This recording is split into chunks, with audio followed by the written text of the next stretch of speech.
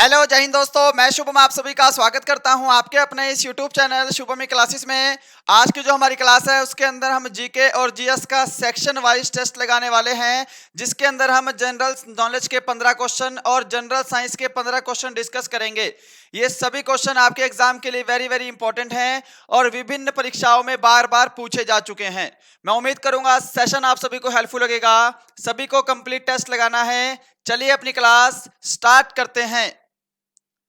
तो देखिएगा यहाँ पे जो प्रश्नों की संख्या है वो टोटल 30 है और मैं आज आप सभी को टारगेट दे रहा हूं 25 क्वेश्चन राइट करने का। सभी को कम से कम इतने क्वेश्चन तो राइट करने ही पड़ेंगे। सेक्शन ए सामान्य ज्ञान 1 से 15 तक पहले 15 क्वेश्चन डिस्कस करेंगे। पहला क्वेश्चन पूछा गया है आपसे, नाथूराम गोडसे ने महात्मा गांधी को गोली कब मारी थी। वेरी वेरी इंपॉर्टेंट क्वेश्चन है आपके एग्जाम के लिए, जल्दी से आंसर कर दीजिए। When did Nathuram Godse shoot Mahatma Gandhi. Option आपके सामने अवेलेबल है, जल्दी से आंसर करिए जी। आंसर मैच करिएगा क्या सभी यहाँ पे ऑप्शन ए को आंसर दे रहे हैं। 30 जनवरी 1948 को नाथूराम गोडसे के द्वारा महात्मा गांधी की हत्या की गई थी। ठीक है, और देखिएगा 30 जनवरी को शहीद दिवस भी मनाया जाता है, यह भी क्वेश्चन एग्जाम में आता है।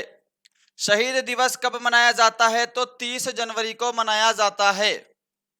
ठीक है, महात्मा गांधी की पुण्यतिथि पर। और 30 जनवरी को ही कुष्ठ रोग दिवस भी मनाते हैं, कुष्ठ रोग दिवस।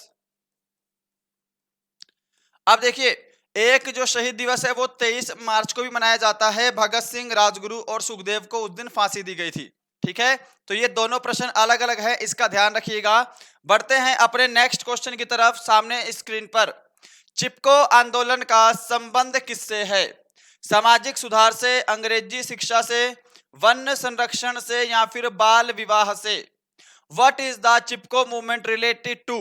ऑप्शन सारे स्क्रीन पर हैं। आंसर के लिए समय चाहिए तो आप सेशन को जरूर रोकिएगा, जल्दी आंसर करिए। देखिए क्या सभी यहाँ पे ऑप्शन सी को आंसर दे रहे हैं, वन संरक्षण से आपका आंसर करेक्ट है जी। अब साथ साथ ध्यान रखिएगा कि चिपको आंदोलन कहां हुआ था, यह भी इंपॉर्टेंट है। चिपको आंदोलन कहां हुआ था कमेंट करिए। क्या सभी ने यहां पे उत्तराखंड आंसर दिया है। यूके मींस उत्तराखंड वाला, ठीक है, यूनाइटेड किंगडम नहीं है, उत्तराखंड। अब चिपको आंदोलन के प्रवर्तक कौन थे, यह प्रश्न भी एग्जाम में पूछा जा चुका है। ठीक है, चिपको आंदोलन के प्रवर्तक कौन थे, तो ये थे सुंदरलाल बहुगुणा, सुंदरलाल बहुगुणा।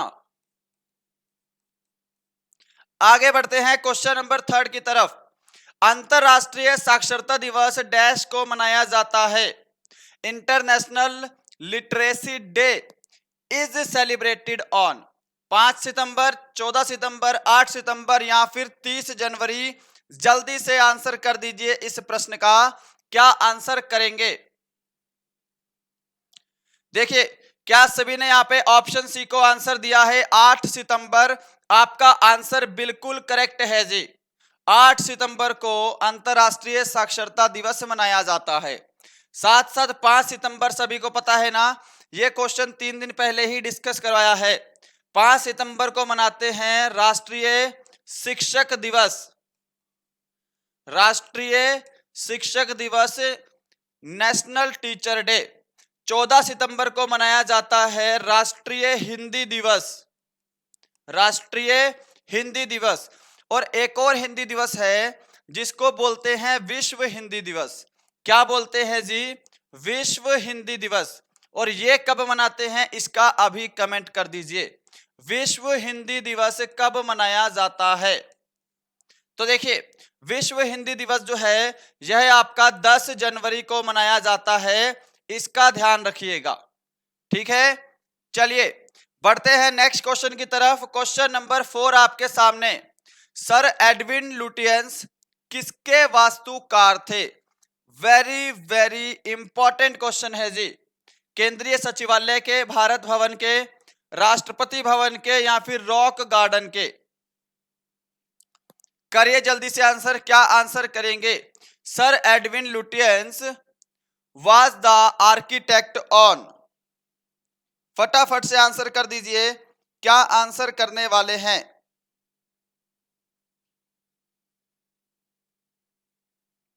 आंसर मैच करिए। देखिए, सर एडविन लुटियंस जो हैं ये राष्ट्रपति भवन के वास्तुकार थे। ऑप्शन सी जो आंसर बता रहे हैं उनका आंसर करेक्ट है। अब भारत भवन भी इंपॉर्टेंट है। भारत भवन कहां पर है? तो ध्यान रखिएगा, ये भोपाल में है। भारत भवन कहां है? तो ये भोपाल में लोकेटेड है। और भारत भवन का निर्माण किसने करवाया था? ये और भी ज्यादा इंपॉर्टेंट है जी। भारत भवन का निर्माण करवाया था चार्ल्स कोरिया ने। चार्ल्स कोरिया, ये ध्यान रखिएगा। रॉक गार्डन कहां पे है? चंडीगढ़ में है। और नेक चंद ने इसका निर्माण करवाया था। ये प्रश्न तो एग्जाम में आ चुका है। आगे चलते हैं। नेक्स्ट है क्वेश्चन नंबर 5। कनिष्क किस धर्म के अनुयायी थे? जैन धर्म, सिख धर्म, बौद्ध धर्म या इनमें से कोई नहीं? जल्दी आंसर करिएगा। Kanishka was a follower of which religion? देखिए, कनिष्क जो है यह कुषाण वंश के शासक थे। किस वंश के शासक थे? तो यह कुषाण वंश के शासक थे। ये तो क्वेश्चन एग्जाम में पहले आ चुका है आपके। ये किस धर्म के अनुयायी थे? तो ये बौद्ध धर्म के अनुयायी थे। ऑप्शन सी, क्या सभी आंसर दे रहे हैं? अब एक चीज देखिए, कनिष्क ने 78 ईस्वी में क्या शुरू किया था? 78 ईस्वी में इन्होंने शक संवत प्रारंभ किया था। एग्जाम में क्वेश्चन पूछेगा कि शक संवत किसने चलाया? तो कनिष्क ने चलाया था। और कब चलाया था? 78 ईस्वी में चलाया था। ठीक है जी। अब देखिए, भारतीयों के लिए सिल्क मार्ग किसने बनवाए? सिल्क मार्ग किसने बनवाए? तो ये भी बनवाए थे किसने? कनिष्क ने। ठीक है। अब एक क्वेश्चन और पूछा जाता है इनसे रिलेटेड कि अश्वघोष, ध्यान रखिएगा, अश्वघोष, वसुमित्र, अश्वघोष, वसुमित्र, चरक और नागार्जुन, ये किसके समकालीन थे? इनमें से कोई भी क्वेश्चन पूछ सकता है। तो ये सभी की सभी कनिष्क के समकालीन थे। आगे बढ़ते हैं नेक्स्ट क्वेश्चन की तरफ, ध्यान रखिएगा, फटाफट से आंसर दीजिए। शहर जमशेदपुर किस नदी के किनारे स्थित है? अब नदी किनारे बसे नगर, इसका मैं आपको कंप्लीट टॉपिक करवा चुका हूं। हमारी प्लेलिस्ट में जाके आप टॉपिक वाइज सेक्शन में ये क्लास देख सकते हैं। राइट, तो ये क्वेश्चन करवा चुके हैं, इसलिए आपको ज्यादा समय नहीं मिलेगा। फटाफट से आंसर कर दीजिए। और देखिएगा, कमेंट बॉक्स में प्लीज कमेंट मत करिएगा कि मेरा नाम ले लीजिए। क्लास हमारी जो है ये प्रीमियर्ड है। राइट, आगे देखिए, ऑप्शन ए क्या सभी आंसर बता रहे हैं? शहर जमशेदपुर स्वर्ण रेखा नदी के तट पर बसा है। 7 नंबर क्वेश्चन आपके सामने स्क्रीन पर, जलेपला दर्रा कहां स्थित है जी? इसका आंसर करिए। Tripura, Sikkim, Uttarakhand, Kerala. Jelep La pass is located at, very very important, Bharat के प्रमुख दर्रे। ये टॉपिक क्लियर कर लीजिएगा एग्जाम से पहले, लगभग प्रश्न देखने को मिलेगा ही मिलेगा।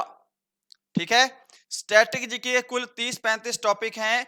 इस 30-35 टॉपिक में से ही आपके पास 7-8 प्रश्न मिल जाएंगे। जलेपला दर्रा कहां है? तो सिक्किम के आंसर बता रहे हैं सभी। ऑप्शन बी राइट आंसर है जी। ओके, जलेपला के साथ साथ एक और दर्रा है सिक्किम में। कमेंट कर दीजिए, क्या सभी नाथुला कमेंट कर रहे हैं? नाथुला दर्रा जो है यह भी सिक्किम में है। आगे देखिए, क्वेश्चन नंबर 8, भारतीय राष्ट्रीय कांग्रेस का विभाजन कब हुआ था? When did the Indian National Congress split?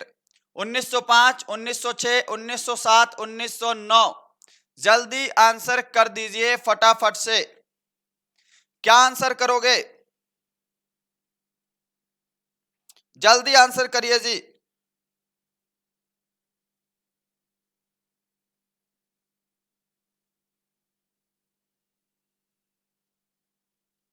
भारतीय राष्ट्रीय कांग्रेस का विभाजन कब हुआ? तो ये हुआ था 1907 में। ऑप्शन सी राइट आंसर है आपका। अब यहां पर देखिए 1907 में सूरत अधिवेशन में पूछेगा किस अधिवेशन में कांग्रेस का विभाजन हुआ था? तो सूरत अधिवेशन के दौरान कांग्रेस का विभाजन हुआ था 1907 में।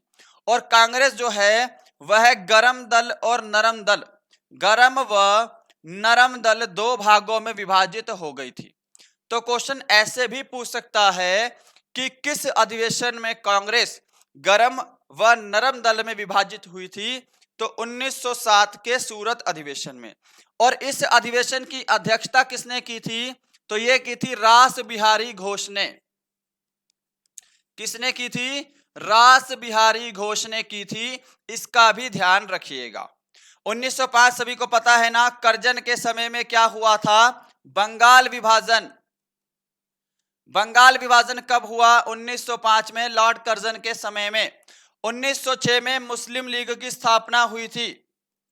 मुस्लिम लीग की स्थापना हुई थी 1906 में। 1909 मार्ले मिंटो एक्ट। आगे देखिए किस खिलाड़ी का संबंध मुक्केबाजी खेल से है? साइना नेहवाल, मैरी कॉम, हिमा दास, साक्षी मलिक। जल्दी से आंसर चाहिए भाई। Which player is related to boxing game? जो भी ऑप्शन बी को आंसर बता रहे हैं मैरी कॉम, उनका राइट आंसर है जी। मैरी कॉम का संबंध बॉक्सिंग से है। साइना नेहवाल का संबंध किससे है?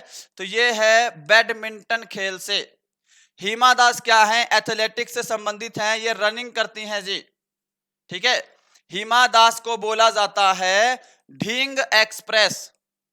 ढींग एक्सप्रेस किसको कहते हैं? हिमा दास को बोलते हैं। और ये आसाम से लोकेटेड हैं। ठीक है, साक्षी मलिक का संबंध रेसलिंग से है, कुश्ती से है। चलिए क्वेश्चन नंबर 10 देखिए, इसका पोस्टमार्टम करिए फटाफट से। ये तो और भी ज्यादा सुपर इंपॉर्टेंट। लेप्चा जनजाति कहां निवास करती है? इसका आंसर कर दीजिए। भारत की प्रमुख जनजातियों वाले टॉपिक से प्रश्न है। Sikkim, Tripura, Manipur, Meghalaya. Where does the Lepcha tribe live? फटाफट से आंसर करिए जी, समय नहीं है हमारे पास और ना ही आपके पास समय है इतना। जितना जल्दी हो सके उतना आंसर करिएगा। और देखिए एग्जाम क्लियर करना कोई बड़ी बात नहीं है। ठीक है, सिर्फ आपको लगातार मेहनत करनी है और फोकस रहना है बस एग्जाम के ऊपर। इधर उधर की चीजों से ध्यान हटा के सिर्फ एग्जाम पर फोकस करिए। कोई बड़ी बात नहीं है एग्जाम क्लियर करना। 1.5 से 2 महीने में भी आसानी से हो जाता है।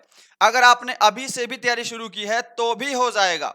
सिर्फ फोकस आपका एग्जाम पर होना चाहिए, अग्निवीर पर होना चाहिए, आर्मी पर होना चाहिए। ठीक है, रनिंग भी कर सकते हैं, कोई समस्या नहीं है रनिंग में। रनिंग तो भाई पूरे दिन में कितने घंटे करोगे? आधा घंटा 1 घंटा ही करोगे ना। बाकी आपके पास बहुत टाइम है। 5 से 6 घंटे की इनफ स्टडी में भी आप आराम से एग्जाम क्वालिफाई कर लोगे अगर अभी से भी तैयारी शुरू कर दी आपने। तो एग्जाम के लिए सीरियस हो जाओ। कंपटीशन ज्यादा है, पेपर आसान आएगा पर कंपटीशन ज्यादा है। एक पोस्ट के लिए बहुत ज्यादा कंपटीशन है। ठीक है, आपको दिख रहा है कि आप सारे क्वेश्चन आसानी से कर पा रहे हो, तो पेपर तो आसान आएगा ही आएगा, बट कंपटीशन ज्यादा है और एग्जाम काफी दिन तक चलेगा।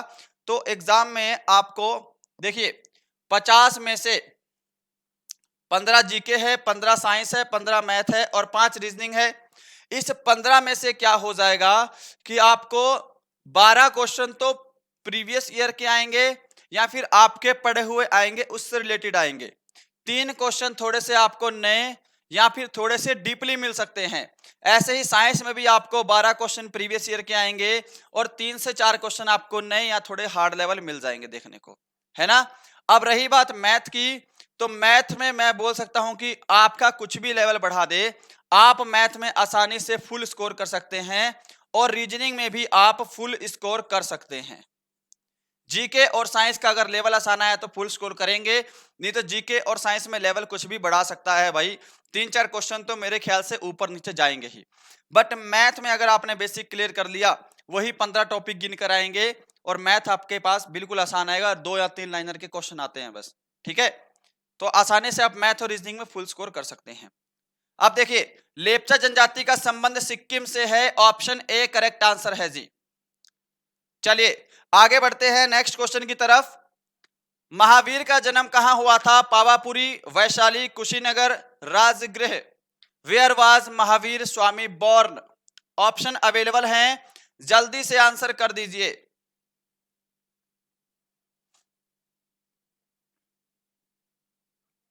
महावीर स्वामी का जन्म कुंडग्राम वैशाली में हुआ था, ऑप्शन बी करेक्ट आंसर है जी। सभी ने ऑप्शन बी को आंसर दिया है। और पावापुरी में इनकी मृत्यु हुई थी, यह भी प्रश्न पूछा जाता है।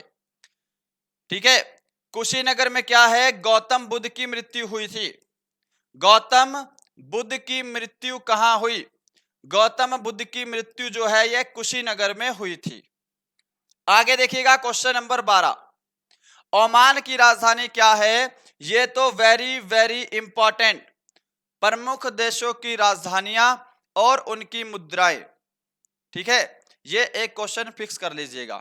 करीब कम से कम आपको 50 राजधानियां और 50 देशों की करेंसी पता होनी चाहिए। अगर आप बोलोगे, अगर आप मान लीजिए नहीं छांट पा रहे हैं कि कौन से देश की करेंसी याद करनी है और कौन से देश की कैपिटल याद करनी है, तो कमेंट कर दीजिएगा। सेशन कंप्लीट होने के बाद मैं हो सके तो आपको फिर राजधानियां और मुद्राएं वाला टॉपिक ही करवा दूं फिर, है ना, जो इंपॉर्टेंट कंट्रीज हैं जो पूछी जा सकती हैं भाई। ओमान की राजधानी मस्कट है, क्या आंसर किया है सभी ने? ऑप्शन ए करेक्ट है। ठीक है, सना क्या है? यमन की कैपिटल है, कैपिटल ऑफ यमन। तेहरान क्या है भाई? ईरान की कैपिटल है।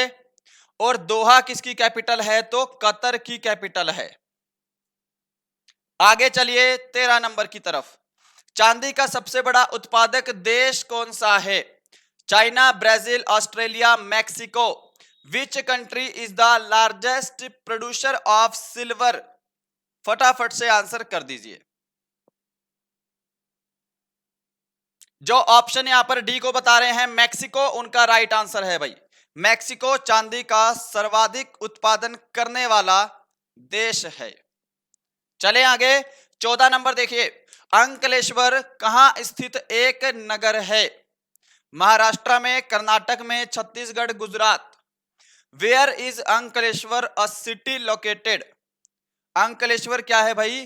अंकलेश्वर में तेल रिफाइनरी है। ठीक है, ऑयल फील्ड है अंकलेश्वर में। कहां पर है ये? गुजरात में है, ऑप्शन डी करेक्ट आंसर है। भारत की सबसे प्रथम जो तेल रिफाइनरी है वो कहां पे है? डिगबोई में है। पूछ सकता है डिगबोई कहां स्थित है, तो यह असम में है, इसका भी ध्यान रखिएगा। 15 नंबर क्वेश्चन है सामान्य ज्ञान का लास्ट क्वेश्चन। बुनकरों का शहर किसे कहा जाता है? अहमदाबाद, पुणे, बेंगलुरु, पानीपत। फटाफट से आंसर करिए। ध्यान से देखिएगा, मेरे माइंड में चल रहा है कि जो आपको नेक्स्ट टॉपिक करवाया जाए वो यही करवाया जाए, भारत के प्रमुख शहरों के भौगोलिक उपनाम। ठीक है, भौगोलिक उपनाम वाला टॉपिक, भारत और विश्व के। अगर कोई और टॉपिक भी करना है तो कमेंट कर सकते हैं, नहीं तो नेक्स्ट टॉपिक यही माइंड में चल रहा है कि यही करवाया जाए परसों की क्लास में। ठीक है, बुनकरों का शहर किसे कहा जाता है? क्या पानीपत? ऑप्शन डी आंसर दिया है आपने, ऑप्शन डी करेक्ट आंसर है। पुणे को बोला जाता है क्वीन ऑफ डेक्कन। बेंगलुरु को बोला जाता है इलेक्ट्रॉनिक नगरी। यहां पर आपका जीके का सेक्शन कंप्लीट है। सामान्य विज्ञान 16 से 30 तक, अगले 15 क्वेश्चन।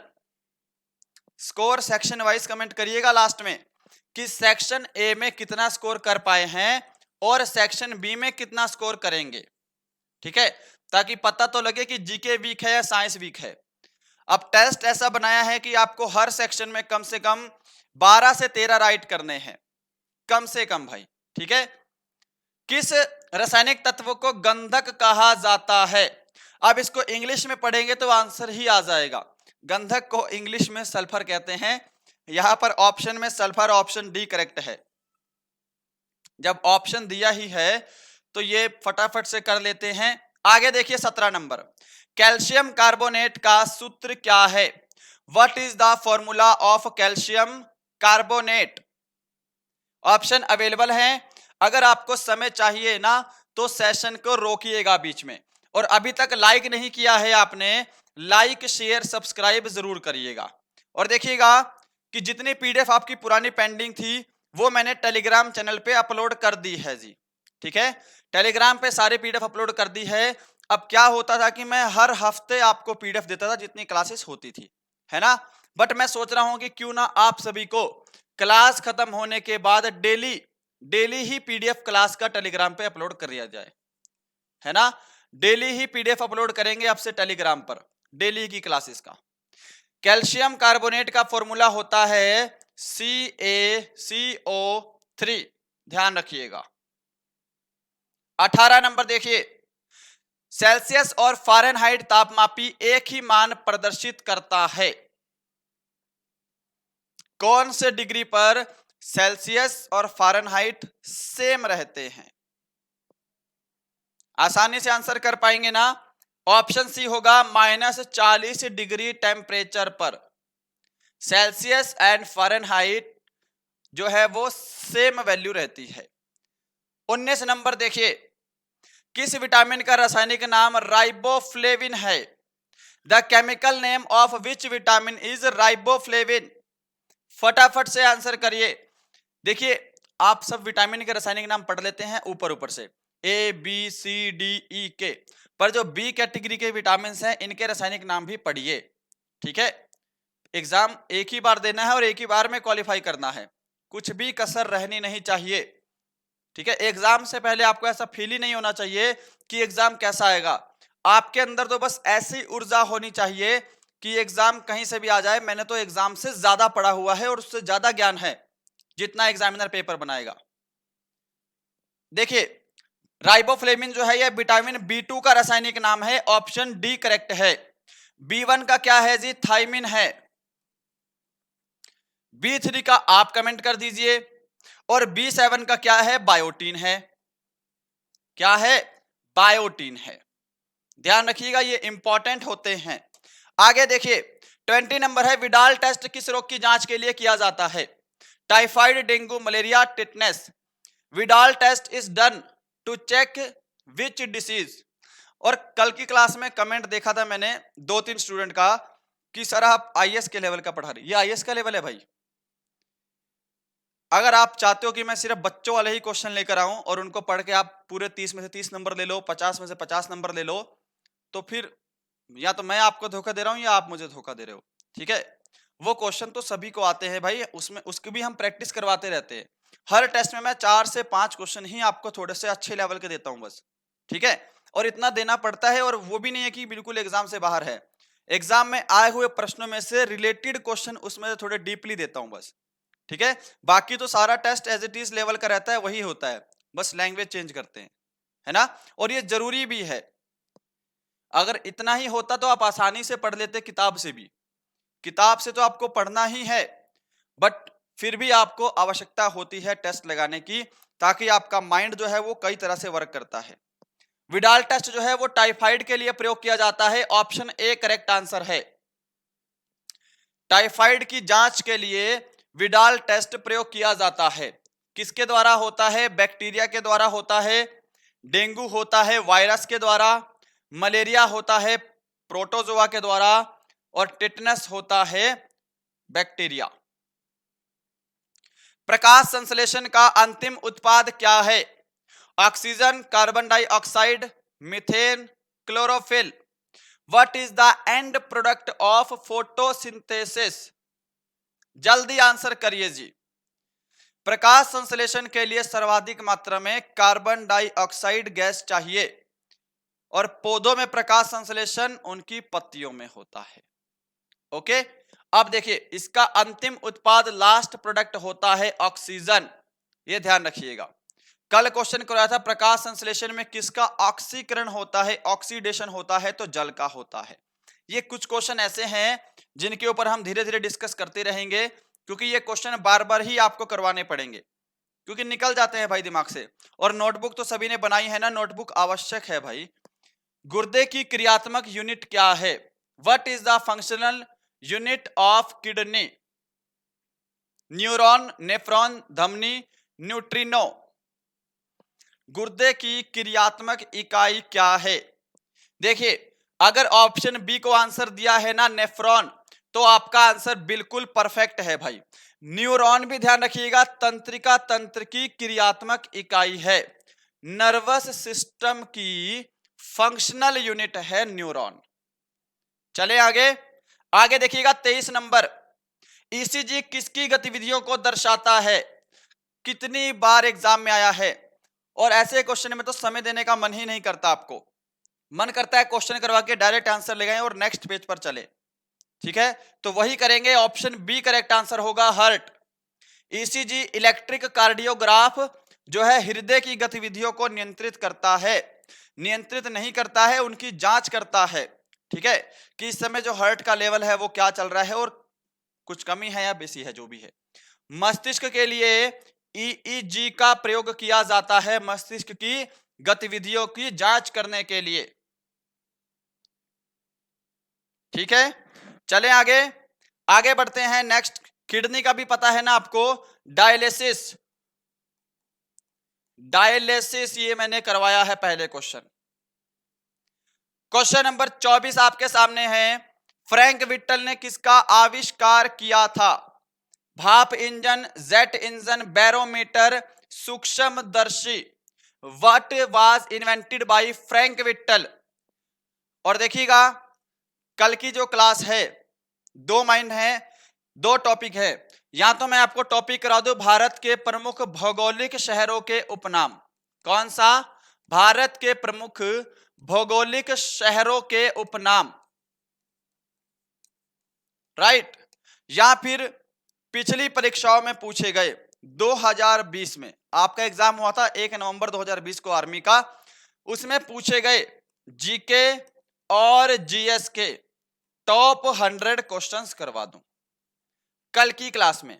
ये आपके ऊपर डिसीजन है, कमेंट करके बताइएगा कि आपको ये वाला टॉपिक पढ़ना है, प्रमुख शहरों के भौगोलिक उपनाम, या फिर जीके और जीएस के टॉप 100 क्वेश्चन की क्लास ले लें कल, प्रीवियस ईयर में पूछे गए। ठीक है, प्रीवियस ईयर के बता दीजिएगा, आपके ऊपर डिसीजन है। फ्रैंक विट्टल ने किसका आविष्कार किया था? तो ये किया था जेट इंजन का आविष्कार, ऑप्शन बी राइट आंसर है। भाप इंजन का आविष्कार किसने किया है? कमेंट करते रहा करो जी। जेम्स वाट ने किया है। बैरोमीटर की खोज की है टोरी सेली ने। टोरी सेली वायुमंडलीय दाब मापने के लिए प्रयोग किया जाता है। और सूक्ष्मदर्शी का आविष्कार किया है जेड जॉनसन। लीजिए, आगे चला जाए, आगे बढ़ते हैं 25 नंबर की तरफ। ऑयल ऑफ विट्रोइल का रासायनिक नाम क्या है? What is the chemical name of oil of vitriol? Sulphuric अम्ल, हाइड्रोक्लोरिक अम्ल, फास्फोरिक अम्ल, नाइट्रिक अम्ल। ऑयल ऑफ विट्रोइल को हिंदी में क्या बोलते हैं? कशिश का तेल। कशिश का तेल। लीजिए और आंसर कर दीजिए। क्या सभी ने ऑप्शन ए को आंसर दिया है? सल्फ्यूरिक एसिड आपका आंसर करेक्ट है। इसका फॉर्मूला होता है H2SO4। इसे रसायनों का सम्राट भी कहा जाता है। ठीक है, HCl जो है यह अम्ल हमारे पेट में पाया जाता है, ध्यान रखिएगा, और भोजन को पचाने के लिए महत्वपूर्ण भूमिका निभाता है।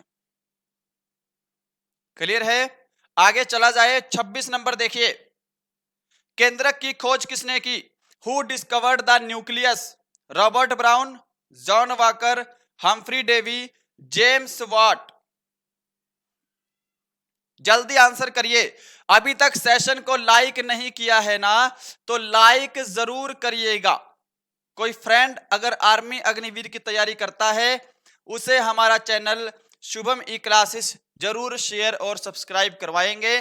क्लास कैसी लगती है कमेंट करके जरूर बताइएगा। इसका आंसर करिए।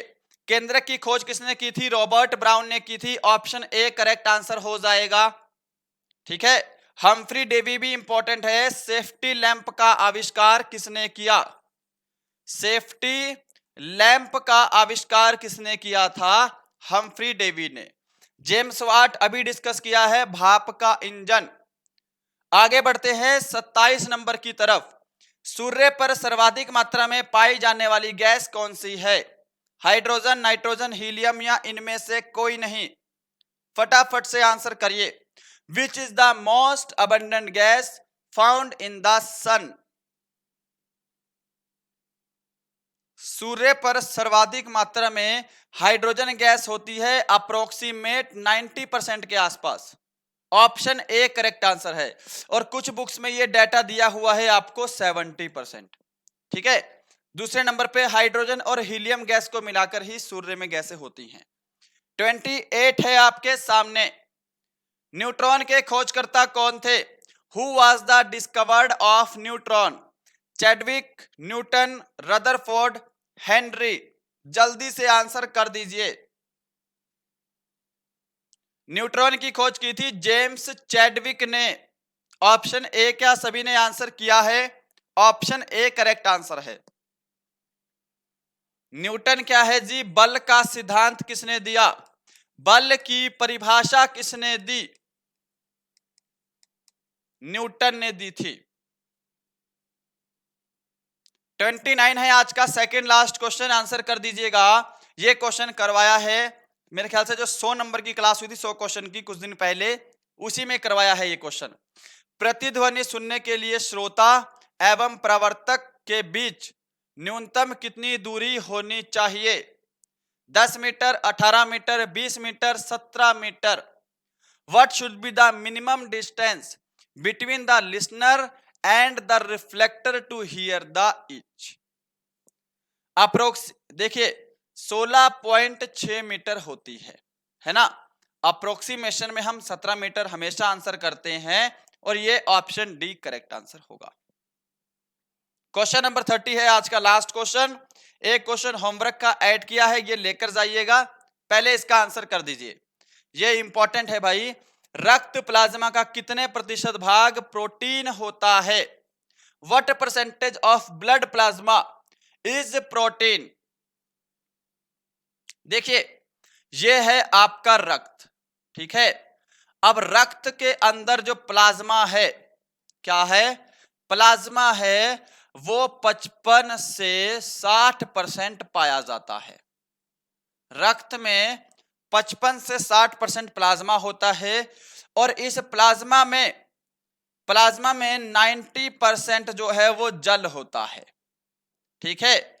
और इसके अंदर 7% जो है वो होता है प्रोटीन, 0.3% के आसपास होता है इसके अंदर लवण, है ना। हमसे क्या पूछा है? प्रोटीन पूछा है। ऑप्शन डी करेक्ट आंसर है। बस इससे डीप नहीं जाना है, इससे डीप पूछेगा नहीं, है ना। वैसे तो प्लाज्मा पूछता है कितने परसेंट होता है, 55 से 60%। प्लाज्मा में जल भी पूछ ले तो 90%, और उससे भी डीप चला जाए प्रोटीन पूछ ले तो 60%। इससे डीप मत जाइएगा, बस इतना ही इनफ है, राइट।